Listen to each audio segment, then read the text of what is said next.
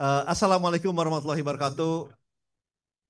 Salam Om Swastiastu, Namo Buddhaya, salam kebajikan. Selamat malam dan salam sejahtera buat kita semua. Pertama-tama tentunya izinkanlah saya menyapa terlebih dahulu yang saya hormati dan saya banggakan ini sahabat saya lama tapi juga guru saya juga ini Profesor Didi Rahbini.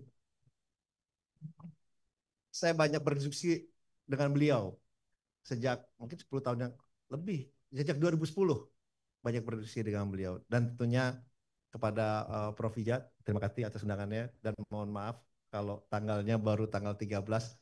Nggak ada hubungannya sih Pak, tanggal 13 itu Pak, kebetulan aja pas saya bilang aduh kosongnya nih hari Jumat malam.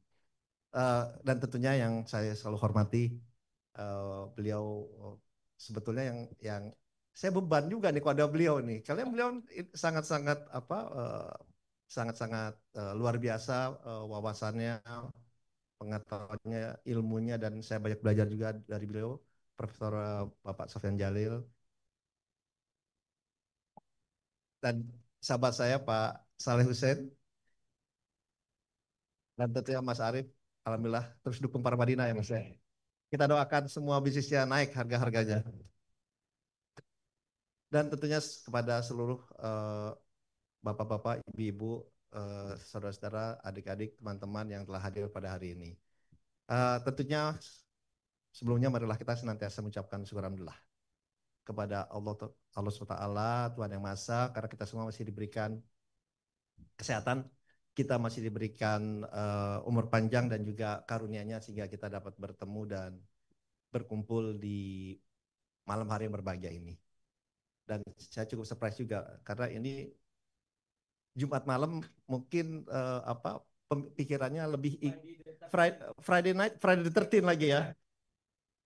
Ini mungkin pikir ini kenapa ini Menteri Investasi mintanya Friday the 13 at night gitu. Kebetulan nggak sengaja aja karena kebetulan saya lihat yang kosongnya hari hari Jumat. Tapi terima kasih atas kehadirannya. Berarti ini membuktikan memang ternyata memang benar-benar mau hadir di sini. Terima kasih. Oke, tadi saya disampaikan, saya bilang bicaranya berapa lama? Dibilang boleh agak lama. Jadi bear with me. Saya ngomongkan 3 jam sebenarnya dari sekarang. Nah. Just kidding. Oke, karena saya kebetulan Menteri Investasi dan Hilirisasi, merangkap kepala dan antara, mungkin saya touch a little bit mengenai investasi. Mohon izin, soalnya ada menteri yang lebih paham mengenai investasi, hilirisasi dan BUMN, beliau. Tapi kalau kita lihat, memang target pemerintah ini kan kita ketahui bersama ingin mempunyai pertumbuhan 5%, 8%. So far we managed to have economic growth about 5%, which is for a lot of countries is very very good economic growth, very good ya compared to a lot of different nation gitu. Tetapi as we all know, our government Bapak Prabowo wants to have like 8% economic growth, 8% economic growth. Nah, pertanyaannya, is it possible? Is it achievable? Karena kalau kita lihat structure-nya sedikit gitu ya, if I may share a little bit, ini udah lompat aja nih angkanya. Tapi kalau kita lihat formasi dari pertumbuhan perekonomian Indonesia, very quick ya, kan 53-54% come from domestic consumption. About 29% come from investment. 29% come from investment. Kemudian 8-9% come from government spending. Kemudian net export is about only 2%. Dan baru yang lain-lain. Nah, kalau kita lihat structure seperti ini, investasi itu menyumbang nomor 2 terbesar dari our economic growth. Dan kalau kita melihat situasi sekarang, pertumbuhan perekonomian kita bisa terdorong dari mana? Yang paling memungkinkan dari investment at this moment. Nah, oleh sebab itu tentunya tadi ada angkanya sedikit, sharing sedikit. Kalau selama 10 tahun terakhir investasi yang masuk ke Indonesia dalam maupun luar negeri itu jumlahnya 9.100 triliun. 5 tahun ke depan diharapkan kontribusinya kita nih, Prof. Ija, adalah lebih dari 13 triliun dalam 5 tahun ke depan untuk mencapai pertumbuhan 8% pada tahun 2029. Dan angka ini dari Bappenas. Angka ini dari Bappenas. Jadi itulah, jadi 5 tahun ke depan memang diharapkan pertumbuhannya jump very significant dalam rangka kita mencapai pertumbuhan pertumbuhan 8%. Nah, mungkin saya lompat sedikit ke Danantara. Saya lompat sedikit ke Danantara, saya tidak akan bahas investment potensinya seperti apa. I wouldn't bore you about that. Tetapi dengan adanya Danantara ini memang very brief. It is a newly established sovereign wealth fund, ya. Jadi intinya very quick, kita manage aset. If you are combining all the total asset, kalau saya bicara mengenai total aset, itu slightly above 900 billion US dollar, which is about close to 15.000 triliun sebetulnya, Pak. You are combining all the asset. Why? Because semua nih sekarang, ya you name it, all the big banks, ya kan, Mandiri, BNI, semuanya yang SOI ada di kita. Dari Telkom, dari Pertamina, dari PLN, dari Pupuk, dari pelabuhan, airport, seaport, everything now falls in our book, gitu ya, ke dalam Danantara. Dan tahu nggak Pak? Mungkin Pak Sofyan sudah pasti lebih memahami gitu. Jumlah SOI yang di kita sekarang, state owned enterprise, totally to be precise 889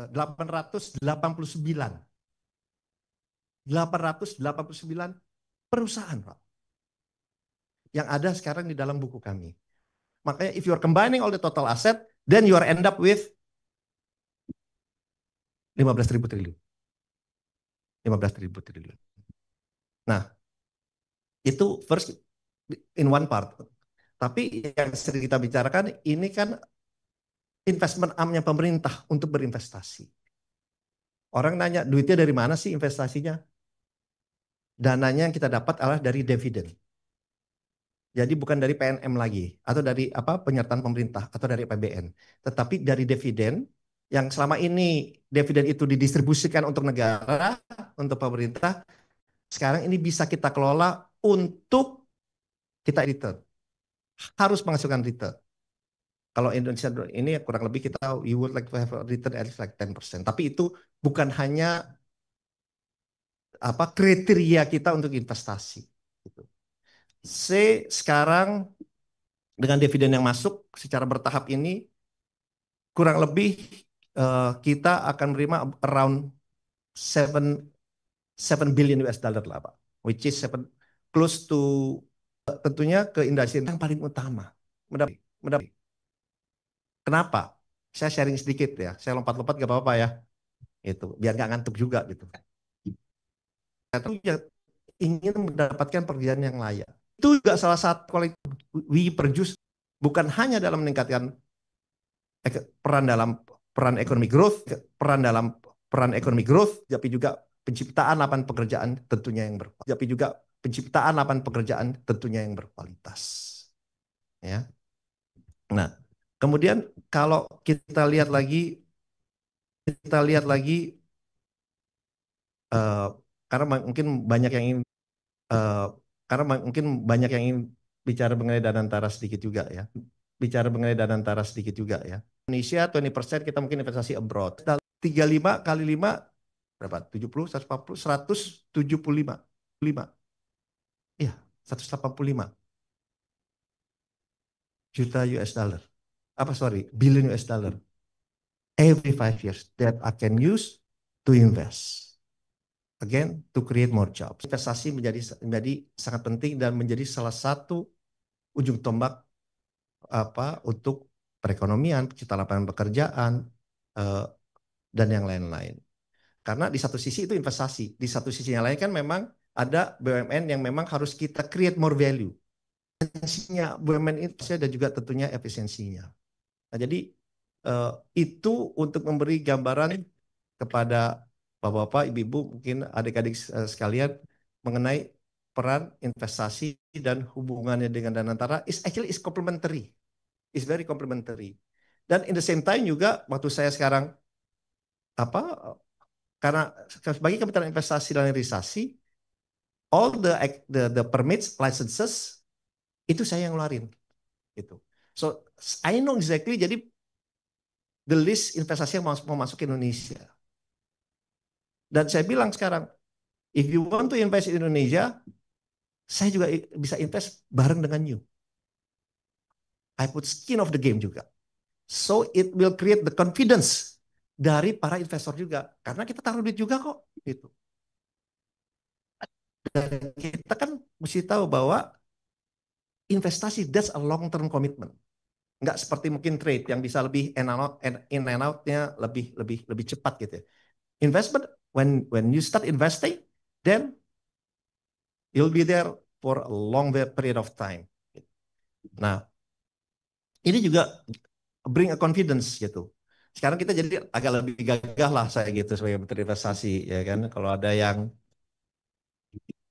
mau investasi ya bisa investasi bareng gitu. Jadi itu salah satu cara kita unlock the potensi yang ada di Indonesia dengan we are creating investment up of the government. Sekarang kalau kita combining with all the sovereign wealth fund di dunia, we are now is nomor 6 terbesar di dunia. Nomor 6 terbesar di dunia.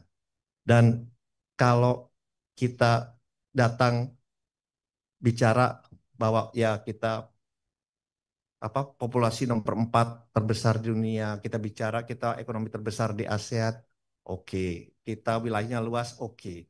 But when you said I bring the money to invest with you because I have this much money, then they will look differently. They will look differently. They said, oh, okay, I'll get your attention. Gitu. Jadi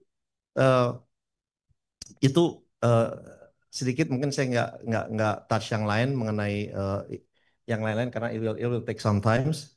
Karena tadi udah kasih tahu juga oleh Prof. Ija ya bicaranya about 15 to 20 minutes. That's why I'm count ini. Make sure saya bicara, saya lihat udah hampir 15 menit tapi I'll continue a little bit gitu ya. Karena itu baru nyentuh itu. Uh, dan ya alhamdulillah tentunya karena ini software development baru dan data baru ya ekspektasinya tinggi ya kan. In the same time juga waktu ini di setup banyak pertanyaan juga dari semua lapisan, we are fully understand gitu ya. Dan waktu itu kami juga kita temui, saya temui, kemudian ada Prof. Riza ini kebetulan juga ada, ini Chief of Economist kita. Jadi kita temuin untuk menerangkan apa sih ini mengenai Danantara gitu. Kalau ada yang mempertanyakan itu hal yang wajar. Ada yang menyangsikan itu hal yang wajar. Karena kenapa? Ya mereka juga ingin tahu ini apa. Tapi kita datang, kita terangkan dan tentunya apa harapannya karena ini adalah baru dari kita mesti hiring a good team, a best talent gitu ya. And, dan pasti orang menyaksikan ini benar gak sih nanti orang-orang yang di-hire-nya. And we prove it gitu. We prove it that orang yang ada di antara timnya itu adalah memang yang terbaik di bidangnya dalam maupun luar negeri. Dan yang dari timnya itu dan yang saya ingin sampaikan dalam kesempatan ini adalah tidak ada satu nama pun yang dititipkan oleh Bapak Presiden ke saya. So I have a full authority to set up my own team. Itu. Dan saya laporkan ke Bapak Presiden beserta CV-CV-nya karena saya waktu bentuk tim ini juga dibantu oleh headhunters dari luar negeri maupun dalam negeri. Jadi we have couple of expat juga di dalam Danantara, at least 3 names with all the CV kita interview juga bareng dengan mereka, so and then we come up with the best talent lah in Danantara gitu ya. And Bapak Presiden lihat satu-satu CV-nya. Oh, oke, oke. Dia bilang oke. So dilihat satu-satu. Name, sekolahnya mana, kemudian latar belakangnya, historinya, pendidikannya semua dan juga tentunya pengalaman-pengalaman kerjanya dan apa yang sudah dilakukan selama ini. So I believe now we have a good best team Indah Danantara karena tantangannya juga tidak mudah gitu. Tantangannya tidak gampang. Mungkin buat saya gampang bicara, oh nanti kita akan invest here and there, tapi kan tetap kita ada tanggung jawab gitu ya. Saya kebetulan ditunjuk Bapak Presiden sebagai pimpinan di Danantara, ya tentunya mempunyai mempunyai tanggung jawab juga yang besar karena kita sampaikan di dalam Danantara kita nih semuanya itu harus akuntabilitas harus jelas. Good governance itu mutlak, transparansi, integritas, yaitu hal-hal yang sudah menjadi pedoman kami dalam menjalankan Danantara ini ke depannya, gitu.